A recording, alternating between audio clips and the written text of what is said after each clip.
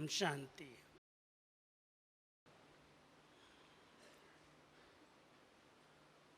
इतने सब महावीर पांडवों का संगठन,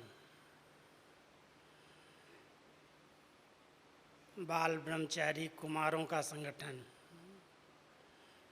बाबा वतन से देख करके आपको कितना खुश हो रहा है। बाबा को प्रत्यक्ष करने वाले, बाबा की राइट हैंड भुजाएं, निर्बंधन कुमार, जिनको न तन का बंधन है न मन का बंधन है। ऐसे सभी पवन पूत हैं ना? पवन पूत हैं कि एक ही था पवन पूत? तो आप सब बाबा के पवन पूत बच्चे तपस्या भट्टी के लिए आए हैं। बाबा ने हम सब के हर अरमान को पूरा किया है। कभी कभी मैं सोचता हूँ कि ऐसा कौन सा अरमान, कौन सी आस, कौन सी इच्छा थी जो अभी तक हमारी नहीं पूरी हुई।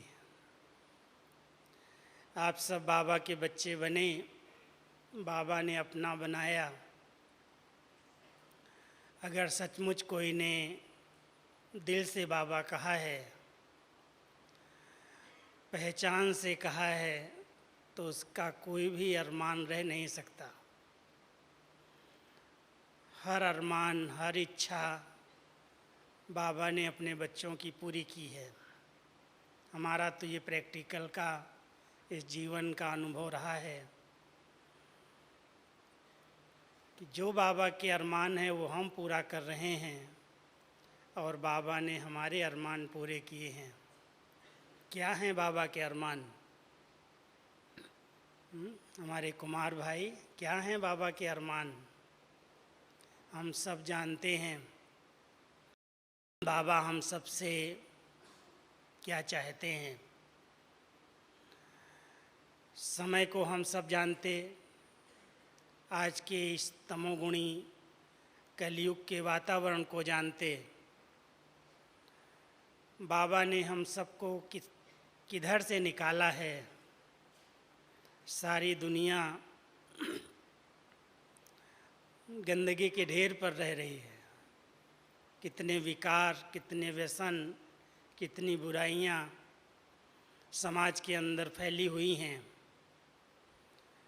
और बाबा ने उस गंदगी से निकाल करके स्वच्छ, साफ, पवित्र जीवन दी। अभी भी कोई की ऐसी आदत तो नहीं है ना पुरानी, जो आज के युवा के अंदर अनेक आदतें हैं, अनेक व्यसन, बुराइयां आ गई हैं। छोटी उम्र में ही सभी विकारों के अधीन हो जाते हैं। बाबा ने आप सबको अपना बनाकर सब विकारों से, सब व्यसनों से मुक्त कर दिया। जो व्यर्थ के खर्चे थे, जो दुनिया का दिखावा था, उन सब से मुक्त होकर इतनी श्रेष्ठ जीवन जी रहे हैं। ना कोई चिंता, ना कोई गम। हम हैं बेगमपुर के बादशाह, ऐसा है ना? है कोई चिंता कुमारों को क्या? तो बाबा का एक अरमान है। बच्चे मुख के आवाज़ से तो बाबा प्रत्यक्ष नहीं हुआ। बहुत सी प्रदर्शनियाँ की, बहुत से लेक्चर्स किए, बहुत से कार्यक्रम होते रहे हैं, लेकिन अभी तक भी हम बाबा को प्रत्यक्ष नहीं कर पाए। अब बाबा चाहता है कि ये मेरे बच्चे अपनी श्रेष्ठ जीवन से, अपने ऊंचे चरित्र से, अपनी चलन से, अपने चेहरे से बाबा को प्रत्यक्ष करें। ये बाबा का अरमान है। और अगर हमने बाबा का अरमान पूरा कर दिया तो हमारे कोई अरमान नहीं रह सकते। बाबा चाहते हैं इस सीज़न की मुरलियों को, पिछली जो सीज़न चली है उसको अगर अध्ययन आप सब ने किया होगा तो बाबा का एक विशेष इशारा बच्चे अपनी वृत्तियों से, श्रेष्ठ वृत्तियों से वायुमंडल को परिवर्तन करने की सेवा करो। बाबा ये चाहता है कि मेरे बच्चों की वृत्तियाँ इतनी श्रेष्ठ, इतनी शुभ और कल्याणकारी हों, जो अशुभ वातावरण हमारी वृत्तियों से चेंज हो जाए। तो हर एक अपने आप से पूछे कि जो बाबा के अरमान हैं, जो बाबा की चाहनाएं हैं, उसी प्रमाण हमारी श्रेष्ठ वृत्तियाँ, हमारा श्रेष्ठ चिंतन, हमारी श्रेष्ठ स्मृतियाँ रहती हैं, या बाबा चाहता कुछ है हम करते कुछ हैं। बाबा की बहुत ऊंची ऊंची उम्मीदें हैं। बाबा हम सबको कहता है, बच्चे सी फादर फॉलो फादर। किसी भी देहधारी को देख करके कहीं अटक नहीं जाना। हर एक आत्मा इस सृष्टि मंच पर पुरुषार्थी है, और पुरुषार्थी होने के कारण कुछ न कुछ कमियां भी हैं और कुछ न कुछ अच्छाइयाँ भी हैं। अगर हम उनकी अच्छाइयों के साथ साथ कमियों को भी देखेंगे तो हो सकता है हम अपनी ऊंची मंजिल से भटक जाएं। इसलिए बाबा चाहते हैं कि मेरे बच्चे एक बाबा को देखें। हम सब के सामने बाबा की जीवन एक कसौटी के रूप में है। कोई भी चीज़ संकल्प उठ रहे हैं, परख सकते हैं क्या ये संकल्प बाबा ने किए, ऐसे संकल्प बाबा करते। जब बोल निकलते हैं तो भी हम चेक कर सकते हैं ये बोल जो मैं बोल रहा हूँ क्या बाबा साकार में होते या अव्यक्त बाबा आते, ऐसे बोल बोल सकते हैं। हर चीज़ को हम बाबा के साथ भेंट करके अपना सुधार कर सकते हैं। हमारे सामने साकार और अव्यक्त दोनों ही एग्जाम्पल के रूप में हैं। बाबा अपने बच्चों को अपने समान, संपन्न और संपूर्ण देखना चाहते हैं। बाबा की ये आस है, ये उनका अरमान है, और हम सबको इसी अरमान को पूरा करने के लिए दृढ़ संकल्प लेने होते हैं कि बाबा आपने जो उम्मीदें रखी हैं हम अवश्य पूरा करेंगे, कुछ भी हो जाए। सबके संकल्प है ना पक्के कि बाबा कुछ भी हो जाए, आपने मुझे ऐसी जीवन दी है, आपने मुझे ऐसा बनाया है, हम आपको अपनी जीवन से, अपनी धारणाओं से, अपनी श्रेष्ठ स्थिति से, अपनी ऊंची वृत्तियों से, अपने नयनों से प्रत्यक्ष करके दिखाएंगे। है सबके अंदर ऐसा लक्ष्य कि नहीं? क्या समझते हो कि मैं बहुत ऊंची बात कर रहा हूँ? हैं कुमार, इधर जो नीचे बैठे नहीं हाथ उठाते, ऐसा ही है ना? सबके अंदर दृढ़ता है ना? बाबा आप जो चाहते हो हम करने के लिए तैयार हैं, और हम नहीं करेंगे तो कौन करेंगे? कोई दूसरे आएंगे क्या करने के लिए? इसलिए बहुत नशे से, उमंग से बाबा की उम्मीदों में हम खरे उतरें, उसके लिए दृढ़ संकल्पित होना होगा। बाबा के बहुत छोटे छोटे फरमान हैं। एक बार की बात है, जब मुरलियों में मैंने वरदान शुरू किए तो एक दिन ऐसे ही बैठे बैठे विचार आया कि बहुत समय हो गया, इनको चेंज किया जाए। वरदान तो बहुत सुन लिया, अभी यहाँ फरमान लिखना शुरू करते हैं। तो जब मैंने मुरली के नीचे फरमान शुरू किए तो 2 महीने ही मैंने वो फरमान उसमें लिखे होंगे। चारों तरफ से ईमेल, फ़ोन, पत्र आने लगे, भाई जी फरमान नहीं लिखो। क्यों? अगर फरमान कहीं थोड़ा सा भूल गया या उल्लंघन हो गया तो फिर धर्मराज आंख दिखाएगा। फरमान किया मैंने और तुमने उल्लंघन कर दिया, बहुत बड़ा दंड मिल जाएगा। इसलिए वरदान अच्छा लगता है। वरदान दिया, कुछ भी अगर गलती नीचे ऊपर भी हो गई कोई बात नहीं, आज का वरदान भूल गया, कल प्रैक्टिकल ले लेंगे। लेकिन अगर फरमान का उल्लंघन कर दिया तो धर्मराज बैठा है आंख दिखाने वाला। इसलिए बाबा के जो फरमान हैं हमेशा ध्यान रखना, फरमान के रूप में जो बाबा ने कहा है, अगर वो फरमान मैं पालन कर रहा हूँ तो मेरा कोई भी अरमान बाकी नहीं रहेगा। वो बाबा के ऐसे क्या फरमान हैं, मैं 8-10 आपको सुना देता हूँ। है तो बहुत लंबी लिस्ट। आप सब बुद्धिजीवी कुमार हैं, पढ़े लिखे हैं, सब ने हमसे ज़्यादा पढ़ाई की है। बहुत अच्छा चिंतन इस पर आप कर सकते हैं, बहुत अच्छा चिंतन कर सकते हैं। इतने ढेर सारे फरमान बाबा ने किए हैं, अगर हमारे साथ वो लिस्ट हो, ये बाबा का फरमान है, ये फरमान है, ये फरमान है, तो उसे पूरा करने के लिए कुछ भी करना पड़े मुझे करना ही है।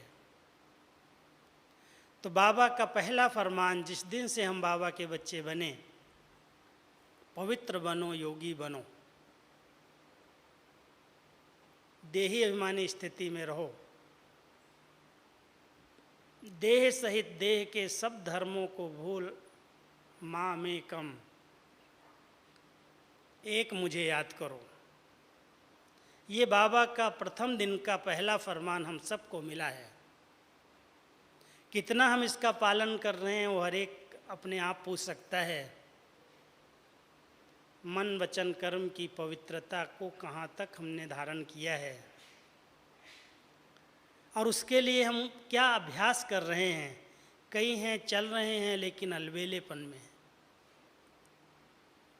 इन संकल्पों पर, इन विकल्पों पर, इस कलयुग के अंदर, इस वातावरण में रह कर के जीत प्राप्त करना, ये तो बहुत मेहनत का काम है, सहज नहीं है।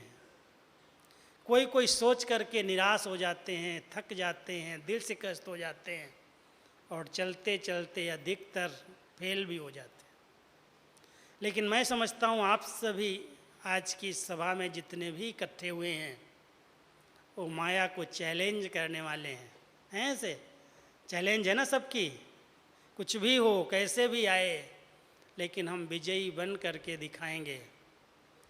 कभी भी हमारी पवित्रता खंडित न हो, उसके लिए कुछ व्रत लेने पड़ते हैं।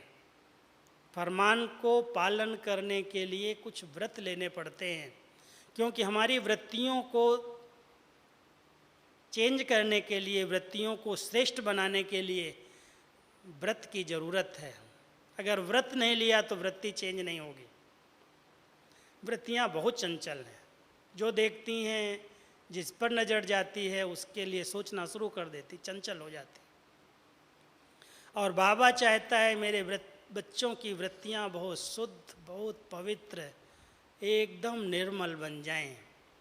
इसलिए व्रत लेना है, एक बाबा दूसरा न कोई। देहधारियों को देह को देखते हुए भी नहीं देखना है।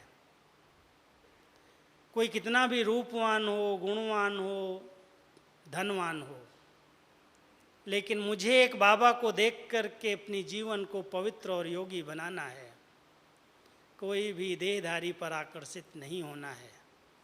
तब हम बाबा के इस प्रथम फरमान का संपूर्ण रीति से पालन कर सकते हैं। नहीं तो कहीं न कहीं से फरमान उल्लंघन होता है, चाहे दृष्टि में, चाहे वृत्ति में, चाहे स्वप्न में, कभी बोल में, कभी कर्म में भी। इसलिए हर एक को ये प्रतिज्ञा के रूप में बाबा इसके द्वारा प्रत्यक्ष होने वाले हो, इसके महत्व को हम समझें। इसका इस ब्राह्मण जीवन में कितना बड़ा महत्व है। इसी से सतयुग की स्थापना हो रही है, इसी से नई दुनिया बना रहा है बाबा। ये योग बल पवित्रता के आधार से आएगा। इसलिए पवित्र बनो, योगी बनो, इस प्रथम फरमान को संपूर्ण रीति से पालन करने के लिए हर एक को दृढ़ संकल्प लेने की आवश्यकता है। कुछ भी हो जाए, इसके लिए बाबा कहते हैं प्राण जाए पर वचन न जाए। कुछ त्याग करना पड़ेगा, कुछ सहन करना पड़ेगा, लेकिन इस व्रत को मुझे पालन करना ही है। दूसरा फरमान, आदि और अंत, सारे दिन का आदि काल और अंत विश्राम का समय, सोने का।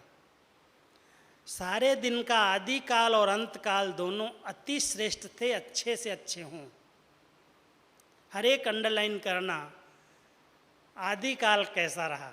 जब आँख खुलती है, सवेरे सवेरे जब उठते हो, बाबा को कहते हो बाबा गुड मॉर्निंग, वो अमृत वेला कैसा होता है। क्या बाबा हमें उस समय वरदान देता है या आलस्य की, निद्रा की लहर होती है। फरमान के रूप में अगर इस श्रीमत का पालन करेंगे कि बाबा ने मुझे फरमान किया है, बच्चे आँख खुलते ही पहले संकल्प में मुझे गुड मॉर्निंग करो, अमृत वेला श्रेष्ठ हो जाएगा। और जिसका अमृत वेला अच्छा हो गया, दिन अपने आप अच्छा होगा और अंतकाल भी अच्छा बीतेगा। इसलिए आदि अंत अच्छा है तो मध्य अच्छा हुआ पड़ा है।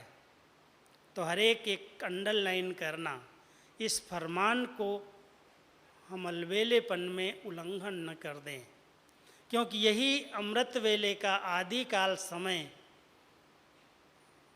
बहुत वरदान लेकर के आता है, बहुत शक्तियाँ देता है। सवेरे सवेरे भले आधा घंटा ही करो, लेकिन एक नियम बना लो। कई कुमारों के पास एक प्रॉब्लम आजकल की आती है, जहाँ जहाँ भी मैं जाता हूँ देखता हूँ, आज आईटी के ज़माने में जो आईटी से संलग्न है, उनका रात को ही बिजनेस होता है और रात को ही वो विदेश के साथ कनेक्ट हो पाते हैं, इसलिए रात को नींद नहीं मिलती, अमृत वेला मिस होता है। एक बहन ने बड़ा अच्छा अनुभव मुझे सुनाया, इसलिए मैं बता रहा हूँ यहाँ पर। कहती मेरी 2 बजे तक ड्यूटी होती है, मैं समझती हूँ मेरी 5 बजे तक ड्यूटी है।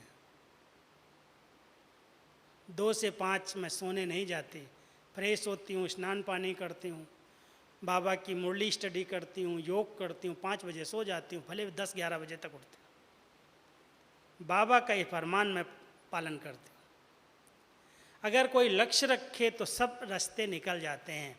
कहा जाता है जहाँ चाह है वहाँ राह निकल आती है, लेकिन अगर चाहना ही कमज़ोर है तो रास्ता कहाँ से निकलेगा। इसलिए अगर आप चाहें कि कुछ भी हो जाए, मुझे इस फरमान को पालन करना है, ये हमारे ब्राह्मण जीवन की नींव मजबूत करने का ये वरदानी समय है। इसलिए अमृत वेले के समय को सफल करना है। इस फरमान में कभी अलबेले नहीं बनना। तीसरी बात, जो कुछ हम दूसरों को कहते हैं वो मुझे करना है पहले। हमारी कथनी और करनी में अंतर नहीं आना चाहिए।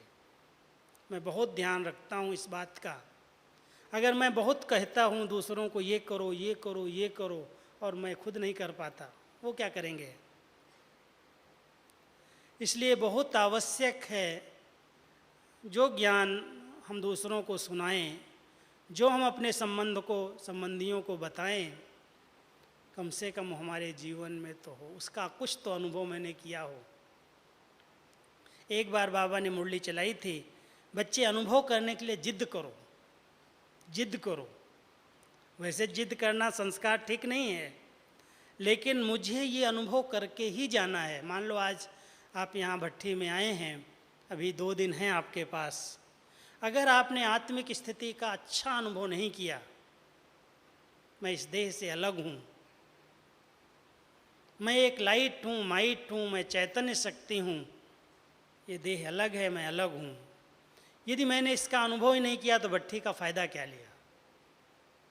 विचार करके देखना। यदि हम सुनते हैं ब्राह्मणों का, गोप गोपियों का अति इंद्रिय सुख गाया हुआ है और योगियों का परमानंद गाया हुआ है। क्या मैंने उस परमानंद का या ब्राह्मण जीवन में अति इंद्रिय सुख का अनुभव किया है? अगर मैंने नहीं किया तो दूसरों को कैसे कहेंगे कि ये ब्राह्मणों के चरित्र का गायन है? हम गोप गोपियों का गायन है, जिनको भगवान मिला है, जिनको पढ़ाता है, लिखाता है, पालता है, उसके हम संतान हैं। और मैं कहूँ मुझे ही अभी तक अतीन्द्रिय सुख का अनुभव नहीं। कई ब्राह्मण हैं, मैं हाथ नहीं उठवाऊंगा, हाथ तो सब उठा देते हैं, लेकिन सच पूछो तो अपने आप से बात करके देखो, क्या मैंने इस ब्राह्मण जीवन में उस आंतरिक सुख का, उस आनंद का अनुभव किया है?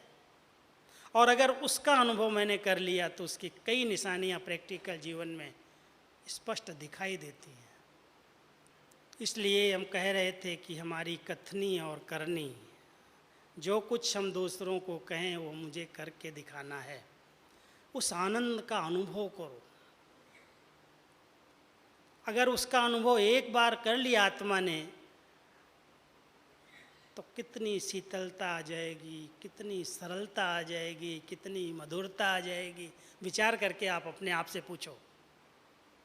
जो उस आनंद का अनुभव कर लेता है उसको ये सांसारिक कोई चीज़ में रस नहीं आता। कोई भी देखने की, बोलने की, खाने की, सुनने की चीज़ें हैं, ठीक है, शरीर निर्वाह के लिए कुछ ज़रूरी है, कर रहे हैं, लेकिन वो आकर्षण समाप्त हो जाती है। परमानंद की अनुभूति, ये अनुभूतियाँ करने के लिए आप दृढ़ता का, जिद्द वाला संकल्प ले लो, करना ही है मुझे। लेकिन अगर बाह्य रसों में बहुत इंटरेस्ट है, कोई कुछ सुनाता है, कौन सी आजकल की माया है, आज बाबा ने कहा ना, माया देखती है तो बहुत भिन्न भिन्न रूप से अटैक करती है, व्यर्थ और नेगेटिव के रूप में। अफवाह प्रेमी बहुत होते हैं। अफवाह प्रेमी समझते हो? कोई ने थोड़ी सी बात कोई अफवाह वाली बता दी, ऐसा हुआ, बस सुनेंगे, फिर क्या हुआ, फिर क्या हुआ, फिर क्या हुआ।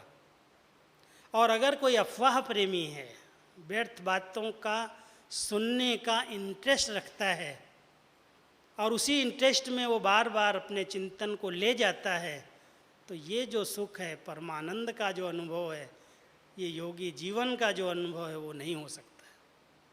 इसलिए हम सबको ये ध्यान रखना है कि कोई भी कुछ भी हो रहा हो, हर एक अपने आप से बात करे, अपने आप से पूछ ले, मैं बाबा को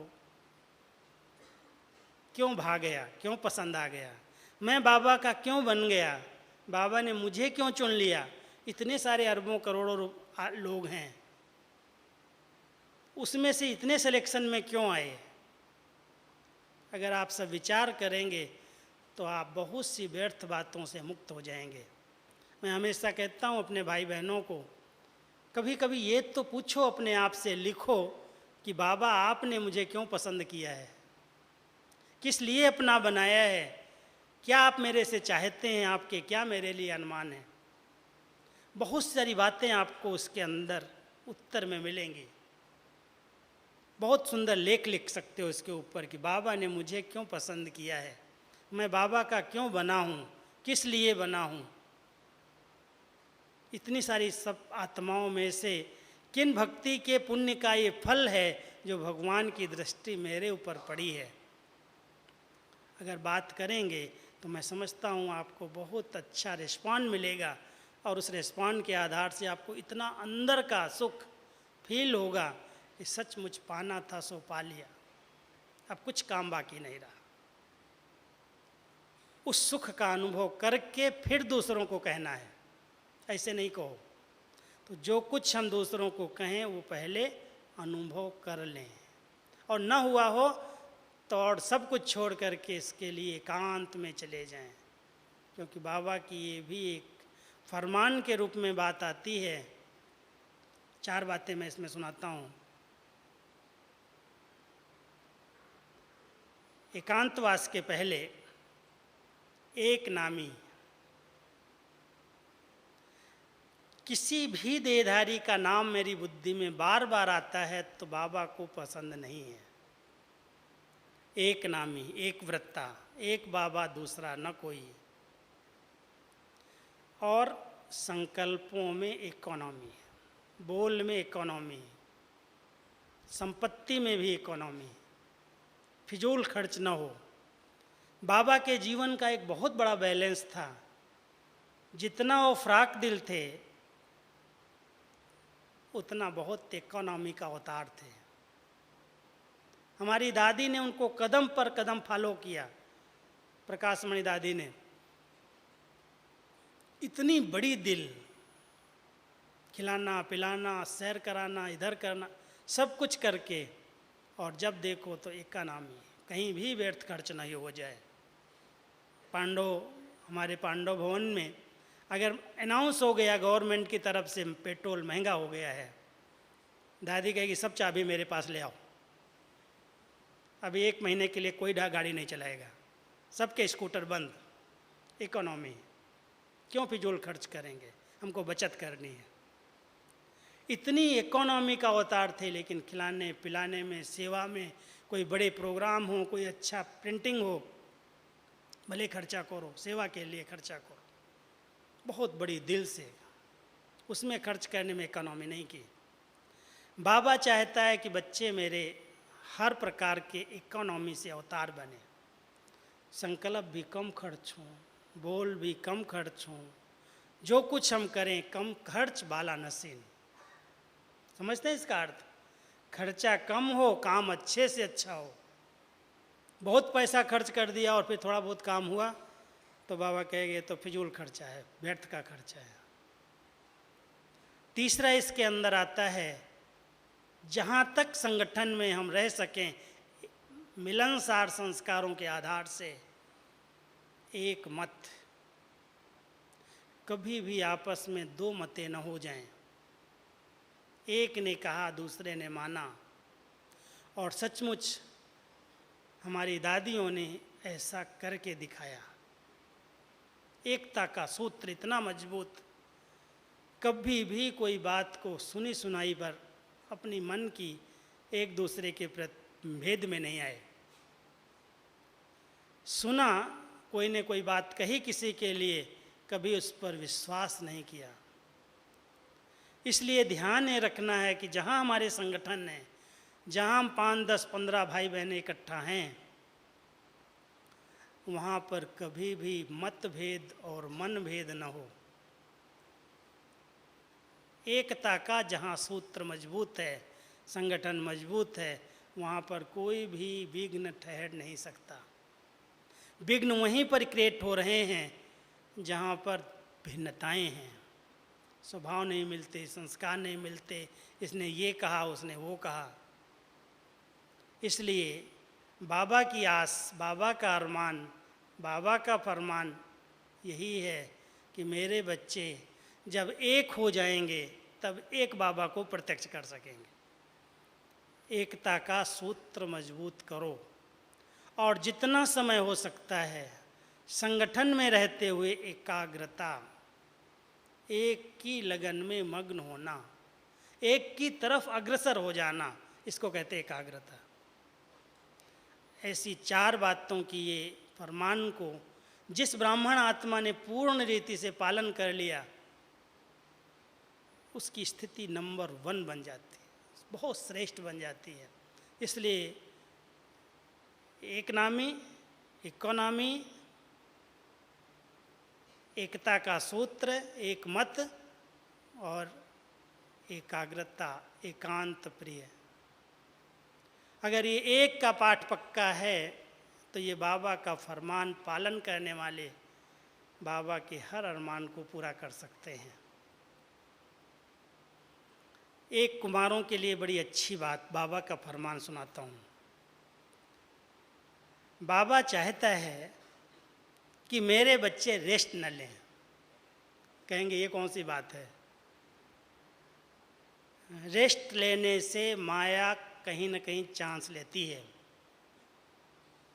रेस्ट समझते हैं, वो रेस्ट नहीं, शरीर को जो आराम देनी भले दो, लेकिन मन और बुद्धि को फुल बिजी करो। अगर मन और बुद्धि बिजी नहीं है तो व्यर्थ कहीं से भी प्रवेश कर जाएगा। मेरे 42-44 साल के अनुभव में आज तक भी मैं अपने मन बुद्धि को फ्री रखना नहीं चाहता। कुछ भी हो मैं उसको खूब बिजी करूँ। लिखो, पढ़ो, कोई किताब ले लो, कोई काम नहीं है तो कुछ न कुछ राइटिंग ले लो। स्टडी करने के लिए बहुत सारी बुक्स हैं। अगर इसको रेस्ट ले गए, इसको रेस्ट में रख दिया मन बुद्धि को, तो कहीं ना कहीं माया आएगी। इसलिए बाबा कहता है रेस्ट न लो, अपने आप को गेस्ट समझो और अपने आप को बिजी करो। बिजी करने वाले बिजनेसमैन बनो। जो बिजी रहते हैं वो देखती है माया, ये तो बहुत बिजी है, वापस चली जाती है। वैसे भी ऑफिस में कोई बहुत बिजी होता है, जब मैं बहुत बिजी होता हूँ लोग आकर के ऐसे देख करके झांक के चले जाते हैं, भाई साहब बहुत बिजी हैं, टाइम नहीं इनके पास। माया को भी दिखाई देगा, ये तो बहुत बिजी रहता है, इसके पास टाइम ही नहीं है। जो आलसी होते हैं, जो सेवा से जी चुराते हैं, जो अपने आप को फ्री रखना चाहते हैं, माया उनके पास बार बार प्रवेश करती आती है, हाजिरी लगाती है कि चलो अभी चांस है ना, मैं आ जाऊँ। इसलिए सदा ध्यान रखना कि मैं जितना हो सके अपने आप को खूब बिजी कर दूँ। स्थूल सेवाएं करो, कर्मणा सेवाएं, डरो नहीं कभी भी। कई लोग इज्जत से डरते हैं, कहते हैं पता नहीं लोग क्या कहेंगे, मैं सेंटर पर आके अगर ये काम करूँगा, झाड़ू लगाऊंगा, दरी बिछाऊंगा, स्थूल सेवाएं करूँगा, तो पता नहीं मेरे लौकिक वाले क्या करेंगे, मेरे समाज वाले क्या कहेंगे। बहुत सारे प्रश्न उठा देते हैं ना ऐसे, इज्जत का सवाल। तो इसलिए सेवा के क्षेत्र में जितना हो सके जो सेवा मिल जाए, बाबा के यज्ञ की सेवा छोटी नहीं होती। छोटी सेवा का एक मिसाल बताता हूँ। मैं जब शुरू में आया तो मेरे गांव वाले आए थे और मेरी एक सेवा ऐसी लगी जो मैं कभी किया नहीं था। उस समय क्या था, मच्छर बहुत होते थे, बरसात पड़ती थी, बहुत मच्छर हो जाते थे। तो दीदी दादी हर कमरे में चारपाई के नीचे आग के अंदर लुबान डाल करके धूप बत्ती वाला सबके चारपाइयों के नीचे घुमाते थे। जब सोने लगते थे सब सो जाते थे। तो भाइयों की तरफ ये सेवा मुझे मिली, क्यों मैं छोटा था। छोटा ही जाएगा ना बच्चा, घर में हर कमरे में चला जाए। तो मुझे वो सेवा दी मधुबन में। टांडा भर लेते थे बॉयलर के आगे से आग का, एक डब्बे उसमें केवी में, और ऊपर लुबान डालते जाते थे। तो हर चारपाई के नीचे धुआं करते थे और इतना धुआं कर देते पूरा कमरा सुगंध से, धुएं से भर जाए, मच्छर भाग जाए। तो ये छोटी सेवा मुझे मिली थी। और ड्रामानुसार कुछ गांव के लोग आए हुए थे मेरे, कहते ये सेवा तुमको मिली है क्या यहाँ पर, ये करने के लिए तुम आया है यहाँ पर। मैंने कहा ये क्या एक छोटी सेवा है क्या? मंदिरों में कितनी लुबान, कितने आरती की होगी। आज ये चैतन्य देवताएं यहाँ सो रहे हैं, अगर उनके आगे कर दिया धूप लुबान तो क्या बड़ी बात है। कोई भी सेवा में संकोच नहीं करो। यज्ञ सेवा में कोई भी छोटी मोटी सेवा मिले, भाग्य है हमारा। ये कर्म इंद्रियां शीतल हो जाएंगी, पावन हो जाएंगी। इसलिए खूब बिजी करो, मन को भी बिजी करो, तन को भी बिजी करो। जिस सेवा में हो सकता है, हाँ जी हाँ जी हाँ जी, सबकी दुआएं मिल जाएंगी, सबका स्नेह मिल जाएगा। इसलिए कभी भी सेवा से जी नहीं चुराना। बिजी करेंगे तो मन में कोई भी व्यर्थ के तूफान नहीं आएंगे। स्वचिंतन की एक बहुत अच्छी आदत चाहिए, क्योंकि मन को चिंतन चाहिए, वो बिना चिंतन के नहीं रहता। अगर पर चिंतन की किसकी आदत बन गई तो जहाँ बैठेगा वही चिंतन करेगा। इसलिए बाबा हम सबको एक स्लोगन देता है, पर चिंतन पतन की जड़ है और स्वचिंतन उन्नति की सीढ़ी है। अगर मुझे इस ब्राह्मण जीवन में अपनी उन्नति करनी है, अंडरलाइन करो कि मुझे केवल श्रेष्ठ चिंतन, स्वचिंतन, शुभ चिंतन करना है। इसके अलावा कोई चिंतन को अलाउ नहीं करो। आपकी सदा प्रगति होती रहेगी, सीढ़ियाँ आगे बढ़ते जाओगे। पीछे नहीं हटोगे मार्ग के अंदर। लेकिन अगर पर चिंतन की आदत है, समय भी जाएगा, शक्तियाँ भी जाएंगी, लोगों के अंदर आपके प्रति भावनाएँ भी बदलेंगी, एक दूसरे से डरेंगे लोग, ये पता नहीं सुन लिया बात कहीं फैला ना दे। इसलिए पर चिंतन से बच करके रहना, स्वचिंतन में बहुत प्रगति है, उन्नति है। सबको सम्मान देना है, लेकिन अपने सम्मान से नीचे नहीं उतर के। सम्मान का अर्थ है स्वयं स्वयं को मान देना। हम किसी के मान की इच्छा क्यों रखें, ये मुझे पूछे, ये मुझे मान दे, दे या न दे, स्वयं स्वयं को तो दे सकते हैं। और सबसे श्रेष्ठ भाग्य मेरा देखो, जो भगवान डायरेक्ट मुझे मान दे रहा है। कितने टाइटल देता है, कितनी स्मृतियाँ दिलाता है, बच्चे तुम ये हो, बच्चे तुम ये हो, बच्चे तुम ये हो।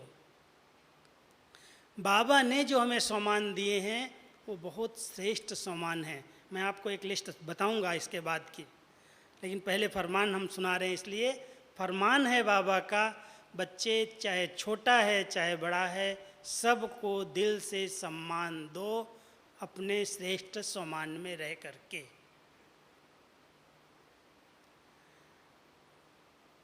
एक बहुत पॉजिटिव और अच्छा क्वालिटी वाला संकल्प क्रिएट करने की आदत डाल लो। साधारण संकल्प क्यों आए मेरे को, जो संकल्प उठे बहुत क्वालिटी वाला, अच्छे से अच्छा हो। अगर ध्यान देंगे सारे दिन के अपने संकल्पों की डायरी, किस प्रकार के संकल्प मेरे चलते हैं, मेरा इस पर कंट्रोल है या चल रहे हैं, जिधर जा रहे हैं बह रहे हैं।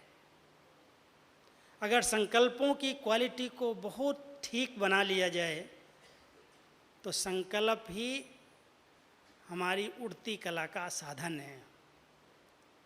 आप जिस जगह की सैर करना चाहो, इस स्थान पर बैठे हुए आप पांडव भवन जा सकते हो।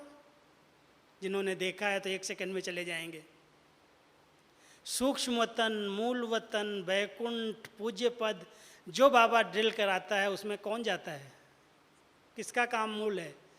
मन का। अगर मन मेरा बहुत अच्छे चिंतन में रमण करना जानता है तो सेकंड में जहाँ चाहूँ वहाँ पर सैर करा सकता है। लेकिन अगर मेरे मन पर कंट्रोल नहीं है, इसको मैंने अच्छा विचारों का भोजन नहीं दिया है, अच्छी पालना नहीं की है, तो ये मन बहुत तूफानी है, चंचल है, कंट्रोल से बाहर चला जाता है। इसलिए हमेशा लक्ष्य रखना कि मैं इस ब्राह्मण जीवन में बाबा के जो मूल फरमान हैं उनका उल्लंघन न होने दूं। संकल्प के लिए फरमान है सदा शुद्ध संकल्प, श्रेष्ठ संकल्प, ऊंचे संकल्प, क्वालिटी के संकल्प की रचना करो।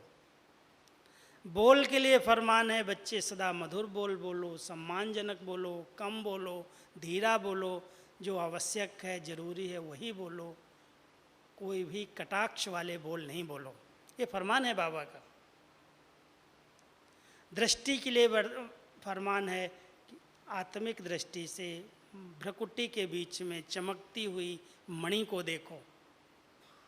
आत्मा को देखने का अभ्यास करो, देह रूपी सांप को मत देखो, इसके बीच में चमकती हुई मणि को देखो। ये दृष्टि के लिए वरदान है। वृत्ति के लिए वरदान है बच्चे, वृत्ति निर्दोष रखो, अनासक्त रखो, वृत्ति को चंचल न होने दो। स्मृति के लिए वरदान है कि पास्ट की कोई भी स्मृति को फुल स्टॉप लगा करके एक बाबा दूसरा न कोई, बाबा की स्मृति में निरंतर रहो। सेवा के लिए फरमान है बच्चे, सेवा सुख देने के लिए है, बिगड़ी को बनाने की सेवा करो।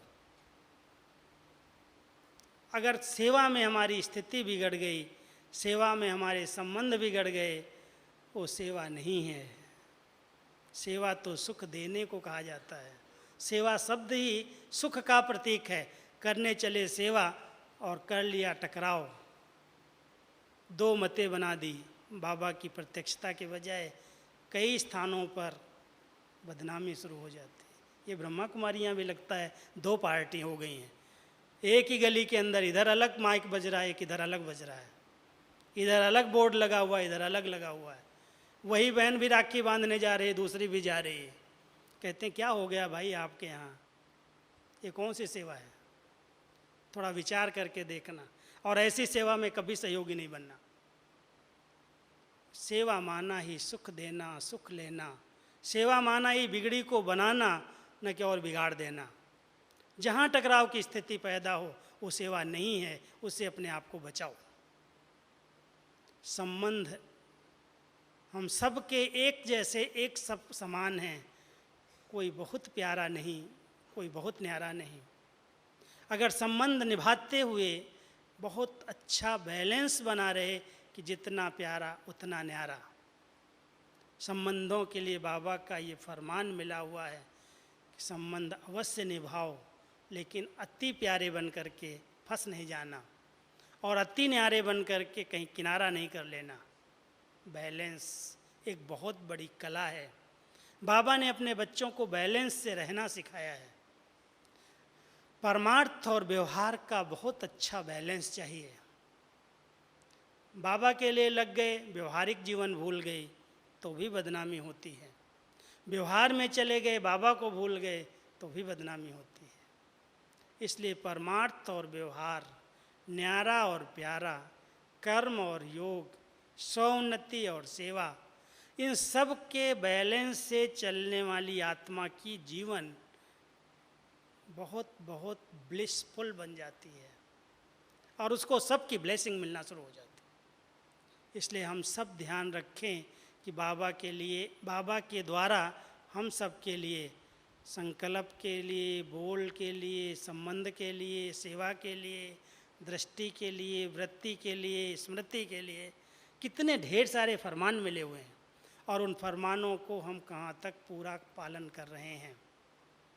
जब फरमान को पूरा पालन करेंगे, बाबा प्रसन्न हो जाएगा और मेरे सब अरमान पूरा कर देगा। अब मैं थोड़े समय में आपको मूल स्वमान, जिन स्वमानों में अगर हम स्थित रहें तो कोई की मान की मुझे आवश्यकता नहीं है। पहला श्रेष्ठ स्वमान स्मृति में रखना, मैं स्वरक्षक आत्मा हूँ।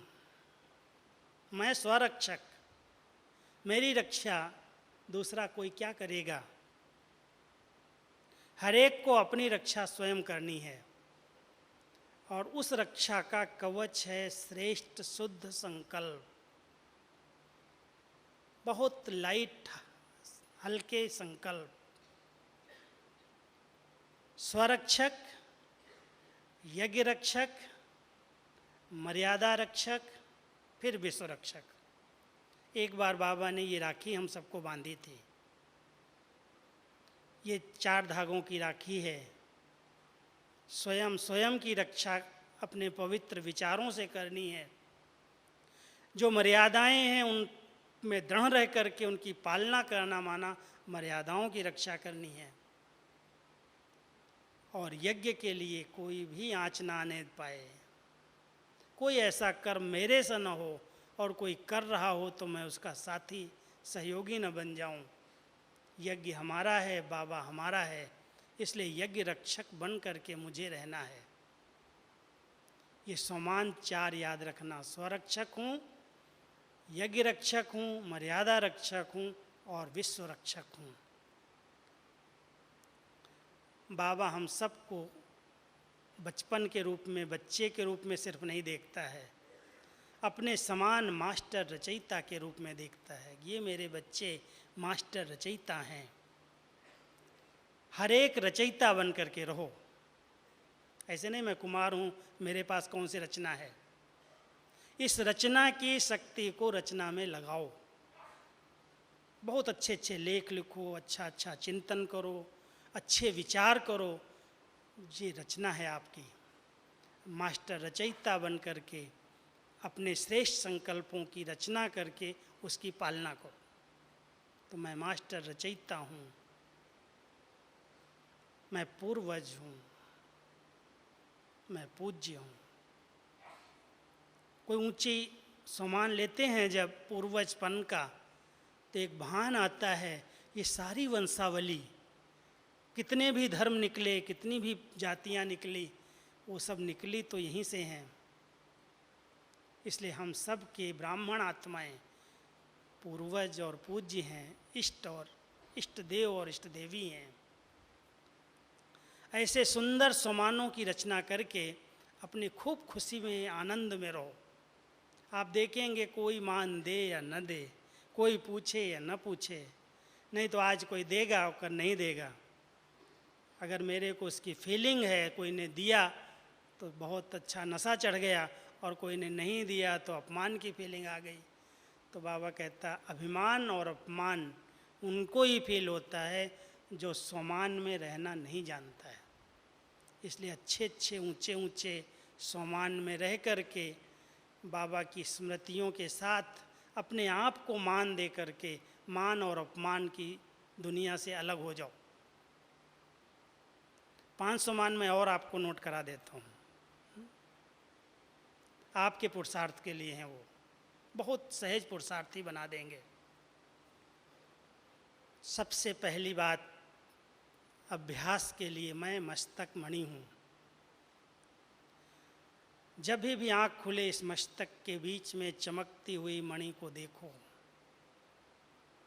मैं श्रेष्ठ मणि, मस्तक मणि, भ्रकुटी आसन पर विराजमान स्वराज्य अधिकारी आत्मा हूँ।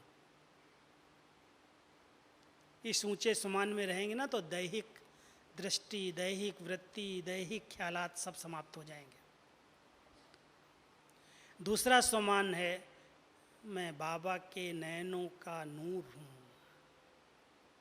जहान का नूर बाबा के नयनों का नूर हूँ। ये नूर जो है ना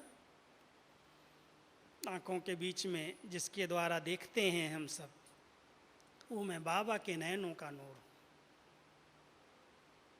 तीसरा समान मैं बाबा के दिल तख्त पर रहने वाली दिल रुबा हूँ, दिल तख्त नसीन आत्मा हूँ।